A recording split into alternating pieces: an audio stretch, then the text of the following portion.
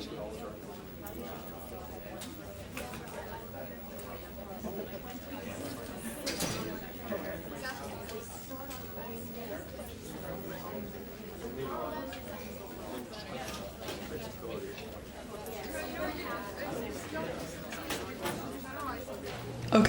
Hi there, Mr. Goldstein. Thank you for being with us today. We're with the Samuel Proctor Oral History Program. My name is Katie Delk, and I'm here with Mosunmola Ogunmolaji. And today is March 4th. So let's just start. We like to hear about your whole life. So if you can start by just saying where you were born, when you were born, and if you want to talk a bit about your childhood. Sure. My name is Jonathan Goldstein. I was born in Baltimore, Maryland. I lived there pretty much my whole life until I was, after I graduated, so until, I guess, 1993. I moved to Florida 17 years ago. This was the first job I found in Florida. I applied at a bunch of different places like the Hilton and other places like that. I did interviews in a couple of different places. And Hammock at that time in 2004 was just opening. And I've never worked in a retirement community in my life. I've been a chef in different places up on the East Coast, Baltimore, Ocean City, Greenville, Delaware. And so I was like, let me give this a shot. And I came in and I met the food and beverage director at the time. His name was Chris. And we interviewed, we hit it off pretty well. And so I gave it a try, and I started here in 2004, and there was 50 members that lived here at the time. And I was back in the kitchen, and I remember working back there cooking, and I was like, I don't know if this is gonna be my job, my kind of job, because I was more into upscale fine dining and faster tempo, and it was just kind of slow in the beginning. Like I said, I've been here for 17 years, and it's evolved into 500 members or something close to that. And it's not a dull moment any days here. It's always busy.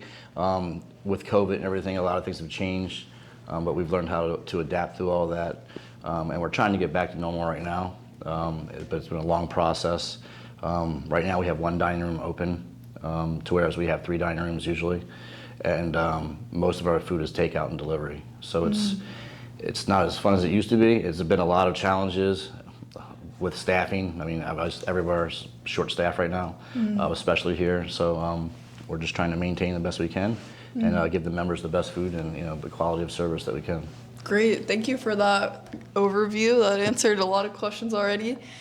Just back to your younger years, were you drawn to cooking from a very young age? I think I got drawn to cooking because my parents did not let me cook in the kitchen.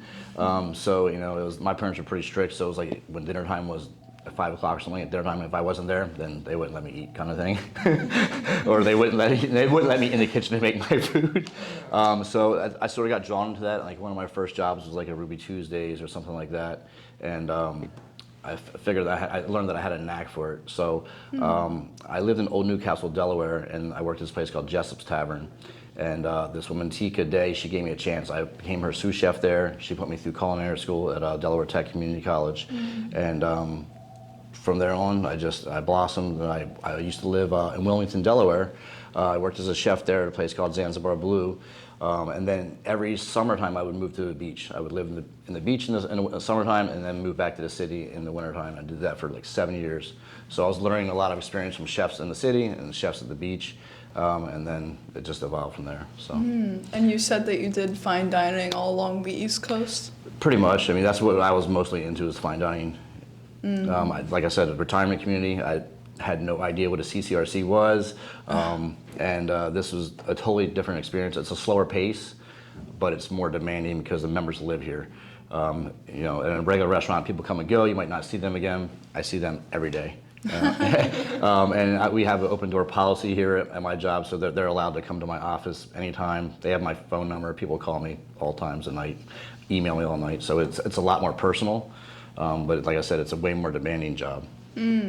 So how often would you say you get calls or office visits, and are they more so for complaints or praise? It's a mixture of both. I mean, you're going to hear more of the complaints than you hear praises, I think, for the most part. They come to you when they have a problem usually. So, like I said, I have an open door policy. I have members come every day, so at least once a day. And if you want to talk about emails, and then there's 20, 30 emails a day at least. Oh wow, that's a lot. And do you have time to read all of that? Well, most of my job right now is PR, so I mean it is being out there with the members. Okay. So yeah, I have time to do that. I mean, my phone's connected to my my email on my computer, so I'm answering emails all day. Oh wow. I have conversations with some members at 9 o'clock at night, and it's just maybe not that they have really problems. Maybe it's like somebody they want to talk to, because the conversations keep going on. I'm like, okay, I gotta let you go. So, but yeah, it's the members are really awesome here. I mean, there's a handful that are hard to work with, but that's going to be anywhere. Most of them are really caring and they show support for dining services. Well, that's great to hear. And what do these, complaints sound like? What do they come to you with? Most complaints are personal preferences. I mean, it could be like, oh, my steak was overcooked, stuff like that. Sometimes they'll be like, oh, I lived in China. This isn't like the Chinese food I have there. Well, this is my Americanized Chinese food. So it's not going to be like if you lived in Pakistan and you had Pakistani food, because some people they've lived in these different places. They lived all over the world and they expect it to be the same kind of thing, or even like how their parents made food. Their parents made it one way. Well, there's lots of different ways to make meatloaf and stuff like that. So it might not always be exactly the way you had it. But most of the complaints can be fixed really easy. I mean, in the dining room, if somebody says they don't like something, they bring it back, we fix it right away. So it's usually just preference. Okay, yeah, that makes a lot of sense. So you've already talked a bit about it, but how do you accommodate to these people, meet their requests? Okay, so usually when some of the members move in, if they have personal dietary requests and stuff like that, I usually sit down with them and I'm pretty honest with them. I tell them this is what we can do, this is what we can't do. There's a lot of things that our menu is pretty big. We have like 70 items on our menu. We have 2 lunch specials every day, 2 dinner specials every night. They change every week.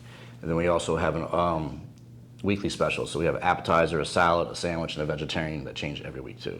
So there's lots of choices. So we sit down to them, I listen to what they're looking for, and then I work out certain menus that they can have that will benefit them.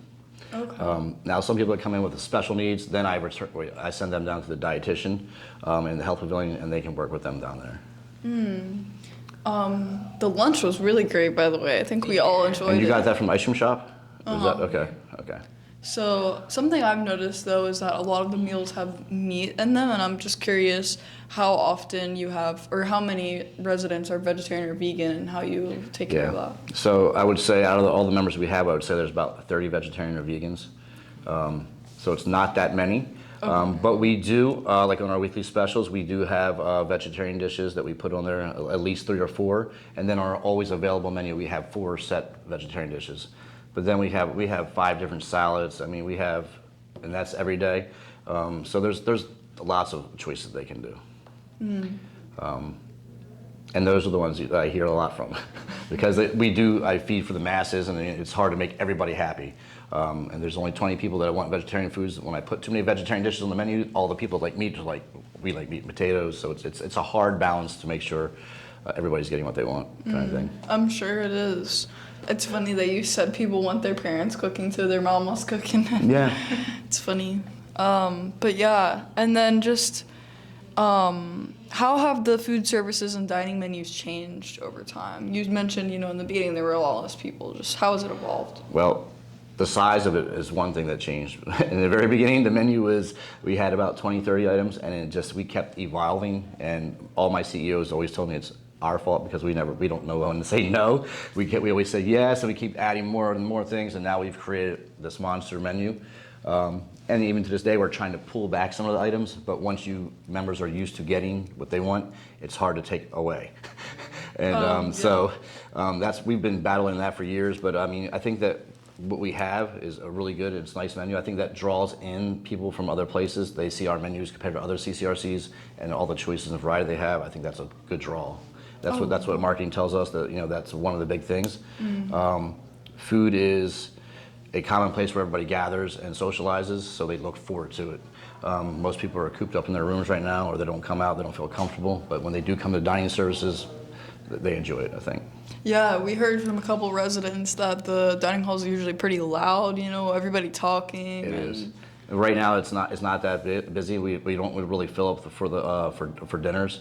Sometimes we do go on wait, but we only have one dining room. Right now, we have like 6 servers. And the spring break's about to happen. We lost 13 servers just for spring break. Oh, wow. And that was because we know that with everything going on right now, that if we don't let them have it, they'll quit. And it's really hard to get staffing right now. Oh, everywhere. yeah. Yeah. We've had ads in the paper for chefs and line cooks for like since November and haven't got one. Wow. So, and our kitchen we do about 30,000 meals a month. And we do that with a 3-person line. So we have an expediter, a saute person, and a grill cook. And then we have a person that works salad station. And so every night when we're fully open, it's busy. It's like a real restaurant. It is a real restaurant. Yeah. I mean, just to go to, you said 30,000 meals a month. How many would you say, throughout the day? And with only 3 chefs, that sounds like a lot. It is a lot. It is a lot. I mean, so when it's busy like that, we have the station set up perfectly for that kind of situation. So everybody they know what they have to do. And most of the chefs I work with are trained, and they have the skill set to carry out that kind of volume. But what we've been finding lately is we're training like dishwashers to be salad station people. We've taken some servers and turned them into cooks because we're trying to cross-train as many people as we can get because on a daily basis there could be call-outs each day. There's so many X's and O's that happen, so we have to be prepared for whatever. And they have to eat, by law. So it's like, and especially in the health building, they're guaranteed 3 meals a day. Next week, we're so short, we're doing buffets. So we're going to do a buffet on Monday, a buffet on Wednesday, and a buffet on Friday. Oh, wow. And we usually don't do that. So, and because we don't have enough staff to open the dining rooms to serve everybody. So that's very interesting. Have you noticed the staff shortages are a new relatively, or it's they're everywhere. Like we're posted on every platform. Like if you look on Indeed, you can go through there. There's chefs and line cooks and servers, like pages and pages and pages. My executive chef told me that, as he read somewhere, there was 10 million people that were in the food industry that dropped out during COVID, and they're just not coming back. So there's nowhere to pull from. That's so interesting. I feel like during the pandemic, a lot of people started eating out at a certain point just to get out of the house. I did. I was going out every night still. It didn't really change my routine because I didn't let it. But I think the mask mandates and all that stuff like that, it's been hard for everybody. I mean, here at OHOP, to get hired, you have to get a drug test, you have to get vaccinated, you have to get a TB test, you got to get fingerprinted. I mean, those are a lot of things that college kids don't want to do. And just people in general, I've had my sous chef or my executive chef interview people, and once they say they got to get vaccinated, they just get up and leave. So it's just been really tough to find people. That's. I don't know if I'm telling you too much information, but No, I don't think so. It's interesting to hear. Yeah. And we've heard that the staff, especially for students, they're offered scholarships and welfare programs. Do you find that that's a draw for many people? It is. How many college students? We have, so all of our front of the house staff are basically college students. So in the back of the house, not so much. Everybody's a little bit older. They've already, that's their career. So these people are, the servers are just, this is a stepping stone kind of thing. They're going to school. They're, using this as money to get through school and stuff like that. But we do have the tuition payback and stuff like that. So if you stay here for a certain amount of time, they will pay for your tuition. We got sign-on bonuses. We have, Christmas. Yeah, there's so many perks at OHOP. That's what makes it special. We work around your schedules. You get out at 8 o'clock at night instead of like 12 at night, at regular restaurants. Now, one of the drawbacks is that they don't get tips. So, but we do have competitive salaries. They get 401k. They get, anything they want. So it's a really good job to work at. Most of my guys in the kitchen have been here with me for at least 8 years. So the turnover in the kitchen's not that bad, but we lost 2 or 3 cooks during the pandemic, and we just can't find them. So the front of the house, the turnover's always been high in the front of the house. when semesters or school ends, whatever, the summertime, people leave and go. So it's a lot of people like to go home for Christmas. We can't give everybody off, so a lot of their families are like, we don't care, just quit and find another job later. So, and that's what happens a lot of times. So drop off during holidays? Yeah, drop off during holidays. Most people that are the servers aren't from Gainesville, so they live down south or somewhere else. So they drive up here for work then? Well, no, they go when they go to school here, but once school's over, then they go back. Okay, gotcha. That makes sense. Is there any other initiatives that you're working on to try to get more workers? We've gone to Eastside High School. We've reached out to all the community colleges that have culinary programs. Indeed, Monster, Facebook, Craigslist. I mean, we've done everything that we possibly can, and you know, it's a lot of word of mouth. We have tickets that we go, like when we go out to restaurants, we pass them out to like servers that do a good job, and say, hey, come work at OHOP. We try to poach them from other places, and that's everybody in this building, and we all have these kind of tickets that we do that with, but we haven't really had too much success as of right now. Sounds like you're doing a lot though.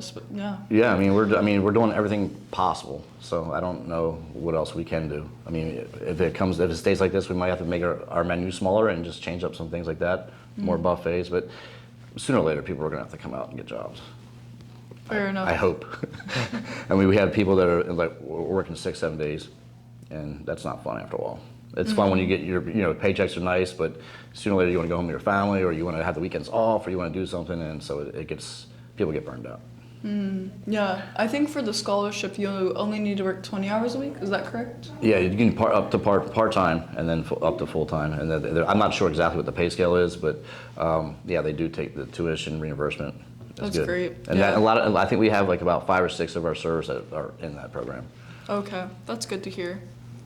And then just like back to the menu, you said there's 70 items on the dinner menu, right? 70 items all together. Like, Gotcha. that includes breakfast all the way through everything. Oh, okay. What are So some we have a full breakfast menu, then we have sandwiches, salads, a couple of vegetarian dishes and stuff like that. So. Okay, great. And we call that our always available menu. That's the when you sit down in the dining room, that's the menu you're going to get every day.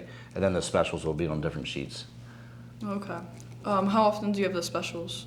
Our specials go Monday through Sunday, and then they switch each week. Oh, okay. So like I said, we have 2 lunch specials every day. They're all chef created, and then we have 2 dinner specials each night. Gotcha. And what are the most popular items or favorites, even for yourself? Well, for the members, I think salmon's one of their favorite things. We do a lot of salmon.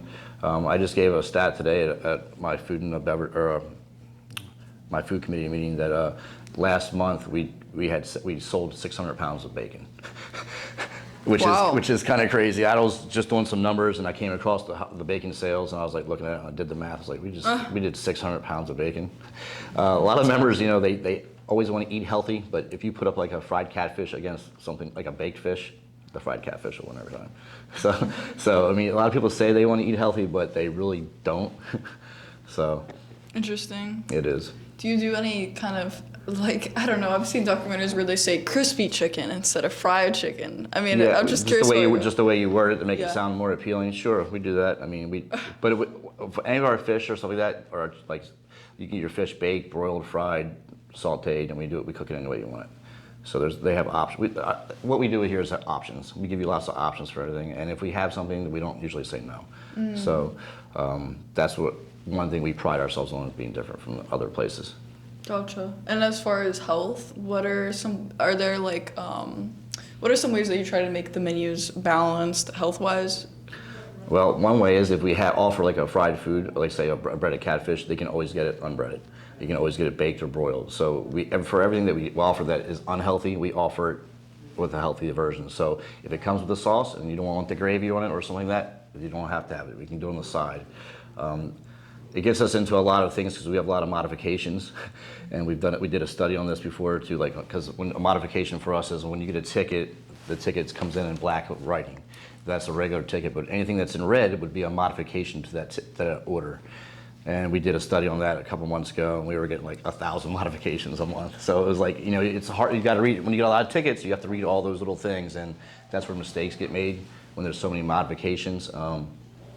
But we kind of created that mess ourselves, so that's where we're at with that. But we have a lot of healthy choices on the menus. I mean, it's up to the members to basically pick what they want. They know what their diets are.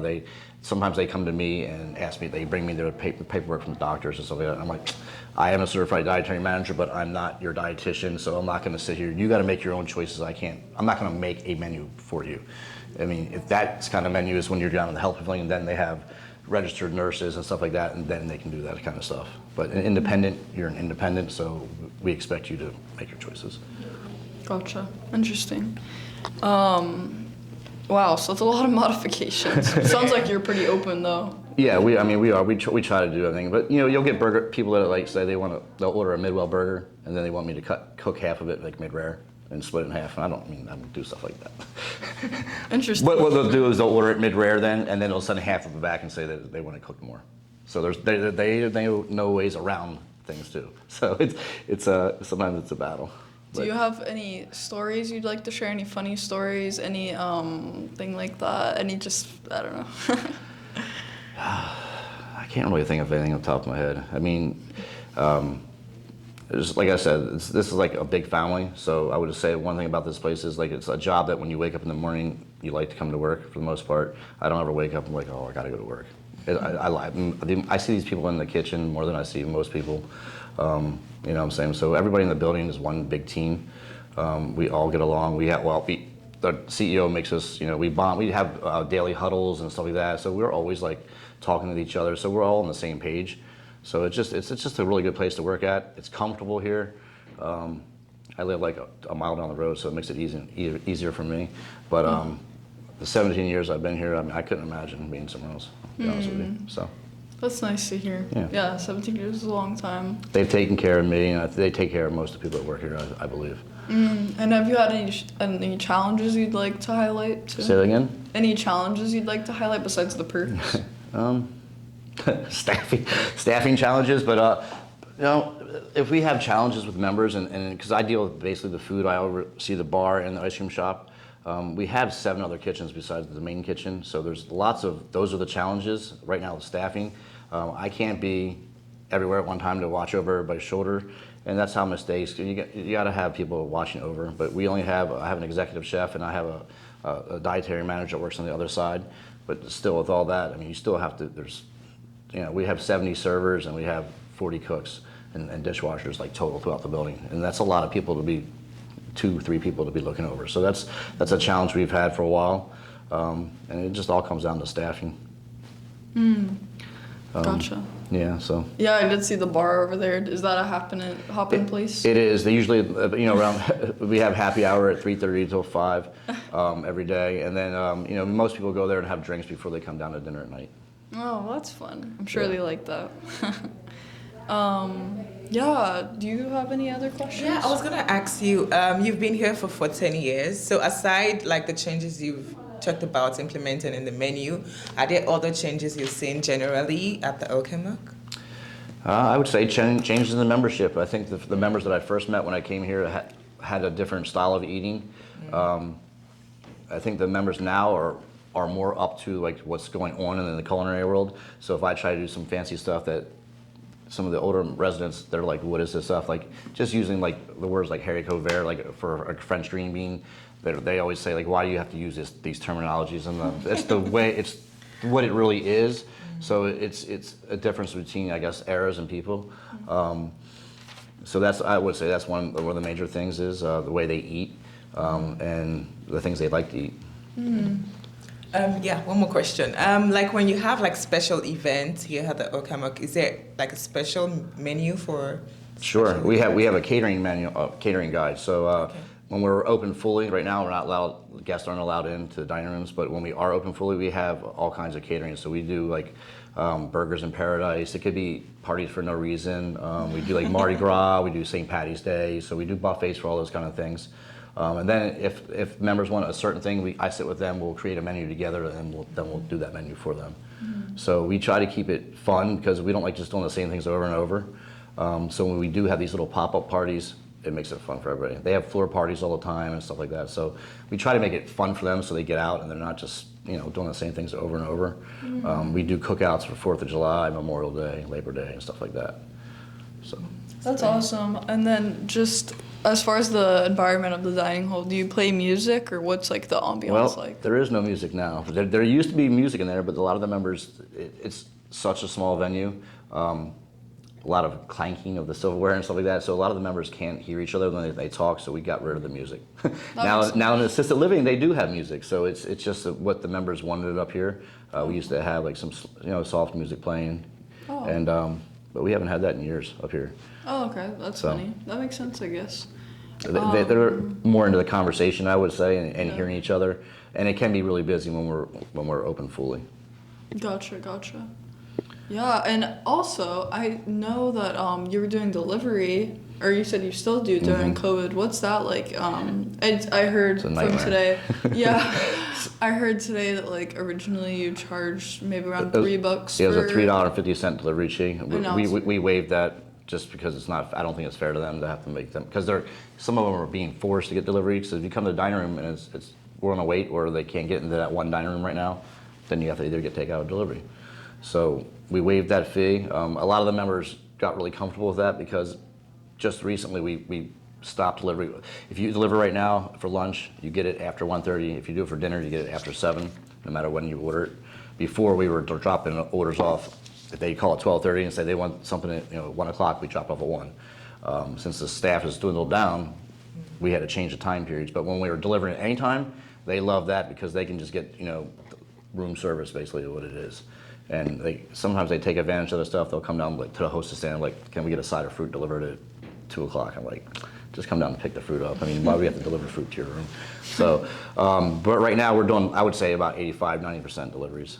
And it's chaotic in the back because there's lots of styrofoam boxes back there, and you got all these different things in there, and they're stacked up everywhere, and it's not what we like to do. We weren't built for that, but we've had to adapt. Yeah, that's fair. I'm sure some residents can't be as social. Well, if we're delivering 30, 40 boxes at a time, some people are like, oh, my food's cold. I'm like, I can't, it's going to be cold. I can't make it. Certain things stay hot, like lasagnas and stuff with sauces, but if you're getting eggs and bacon, your bacon's going to be cold by the time you get it. Oh, yeah. That makes a lot of sense. And most people understand that, but not everybody's reasonable. Yeah. So I was going to ask, in the next couple of years, is there anything you would want to change about the kitchen services here? I would like to make our kitchen a little bit bigger, because I think that they're talking about expansion sometime in the future, and we're either going to have to expand our kitchen or there's going to have to be another main kitchen somewhere. But I would like to see maybe some more dining venues, like maybe something like a standalone Italian restaurant, or something like a bistro or something like that. Something that is a little bit different from what we're doing right now. Like I said, all the food basically comes out of our kitchen and is satellited to the other kitchens. I do know in the future that our assisted living kitchen is being rebuilt, and so they're going to be doing all the cooking in that kitchen by itself, which is going to make the food quality a lot better. Because what happens right now, if it's not something that is scooped and served out, it's cooked in our kitchen and then brought down there in carts, and then they put it in the steam well. Whereas if we had the brand new kitchen, they'll be able to take the fish out of the cooler and cook it right there in the stove, and then just serve it from there. So the integrity of the food will be a lot better. That's great. No, that's good to hear. Yeah. Do you have any more questions? Well, right now, I'm blanking out right now. You've given us a lot of information today, I must say. Sorry. You've talked a lot about... Get me talking, I can talk. You've talked about a lot about, the menu, the staff. And is there any other thing you would like to let us know about? I think, that's pretty much it in a nutshell, I guess. Yeah, thank you for answering all those questions. I guess I do have another one. You talked about a bit about how Oak Hammock is special and gave a few examples, but what would you say, makes Oak Hammock special? I would say, for me personally, the freedom that I get. I get to create all the menus. I get to, I have a big budget, and they don't really mess with me. I get to create everything, so it keeps me creative and lets me do what I like to do. Besides that, I like working with the staff and interacting with the members. Do you create the recipes that people use? Well, we create our own recipes, me and the executive chef. I'm executive chef too. But if the members have something special, yeah, they send me recipes all the time. It might be just out of a magazine or something like that. But if they send me a special that they want me to do, I put it on the menu sometimes and use their specials. Or I'll take their special and tweak it a little bit and make it mine. So that's cool. Yeah. I like that. Collaborative. Yeah. Yeah. Okay, well, I don't think I have any more questions. Thank you so much for your time No problem. and stuff today. Okay.